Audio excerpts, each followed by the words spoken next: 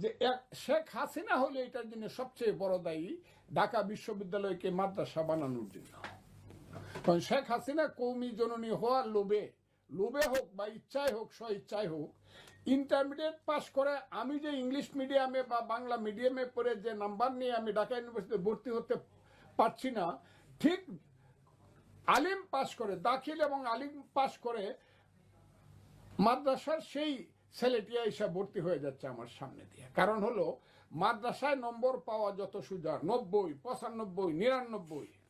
আমার ইংরেজিতে শুধু অঙ্ক বাদে, ইংরেজি বা সায়েন্স বাদে, সায়েন্সও কম, শুধু ইংরেজি বাদে, শুধু মানে কি বলবো, শুধু অঙ্ক বাদে এত নাম্বার, বাংলায় আপনি যতই পরীক্ষা দেন 60 পাইতে আপনার জীবন বেরিয়ে যায়। এই কম্পিটিশনে এখানে যারা ইংলিশ লাইন থেকে ইন্টারমিডিয়েট পর্যন্ত পড়ে আসতেছে, মডার্ন লাইন থেকে আধুনিক শিক্ষা, তারা এসে বিশ্ববিদ্যালয়ে ভর্তি হতে পিছনে পড়ে যাচ্ছে মাদ্রাসা ছাত্রদের সঙ্গে।